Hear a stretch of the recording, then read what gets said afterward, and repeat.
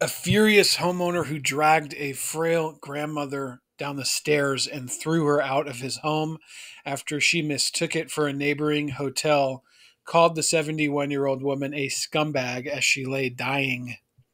David Redfern, 46, was outraged when he saw a tipsy Margaret Barnes, 71, had undressed, unpacked, and climbed into a bed at his five-story house in Barmouth, North Wales on July 11th of last year. He called her a thieving C-word before pulling the semi-naked pensioner by her feet out of his house, stamping on her, and throwing her suitcase onto the street. Mrs. Barnes was left seriously injured, with a Hive doorbell camera catching Redfern's furious action to the 71-year-old's blunder. A jury heard he was recorded saying, "All I have done is eject her from my house." He later adds, "There's nothing wrong with her, and all she is pissed," before he is heard calling the pensioner a scumbag while she lies on the floor, dying. The court heard that on the night of the alleged incident, Mrs. Barnes had simply mistook his large five-story seaside home for her hotel room after traveling more than 100 miles to a seaside resort for a break. The retired factory worker had booked into the Wavecrest bed and breakfast several doors away in Marine Parade, Barmouth, when she traveled from Birmingham. But she mistook Redfern's large seafront home called Belmont House for her intended BnB, and she tipsily went into the wrong home, straight up to bed, and fell asleep. Redfern was even told by a neighbor before the pensioner died to have a bit of compassion. The lady needs help. The defendant later said, "I'm sorry for kicking her in the ribs and dragging her down the stairs." He said that he was angry after finding Mrs. Barnes in his bed. But his partner, Nicola Leroy Lewis, at one stage had said to him, "You could have just escorted her out. It's an old lady." A 999 ambulance operator asked the couple to perform CPR, and partner Miss Nicola Leroy Lewis was heard saying, "Please don't die, please don't die." But later she said, "It's too late." The large house had formerly been a hotel before being bought and renovated by Redfern and his partner. Mrs. Barnes had bought a bottle of gin after going for an evening walk last year before making her tragic mistake, with prosecutor Michael Jones saying that she suffered an utterly gratuitous and totally unjustified attack by Redfern.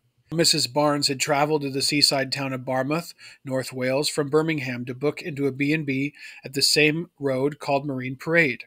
There she bought some gin, and about 10 o'clock she walked to the Wavecrest B&B, pulling her small suitcase on wheels and carrying her handbag. She ended up in Belmont House, a large five-story townhouse, which was on the same side of the street, but several doors down from the Wavecrest.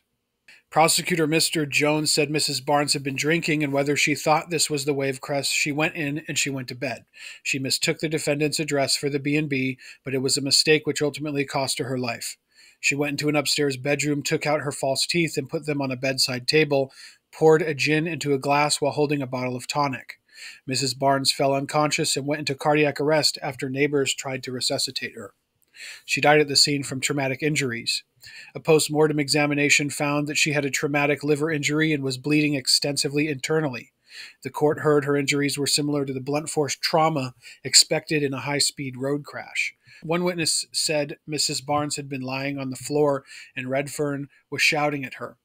Lynn Hines guessed the pensioner had gone into the wrong property, and the neighbor explained that Mrs. Barnes was probably confused. In a statement outlined by prosecutor James Couts, the witness said she'd told Redfern to calm down, and he had described how he dragged Mrs. Barnes downstairs and threw her out of his townhouse in Marine Parade, Barmouth. Although Miss Hines told him to show compassion, Redford continued to be abusive toward the dying pensioner. She said later he was trying to make a joke of it all.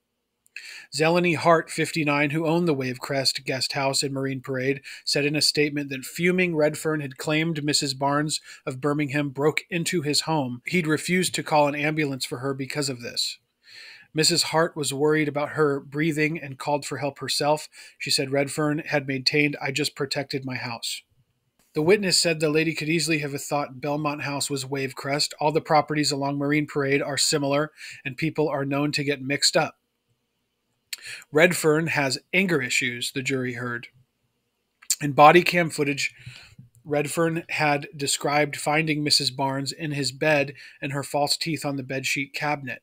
She seemed absolutely pissed out of her mind, he declared. It was reasonably okay until she accused my girlfriend of stealing her handbag. At that point, I threw her out. He said, I threw her out of the bedroom. She clung onto the banister, and I pulled her downstairs by the ankles and threw her out of the door.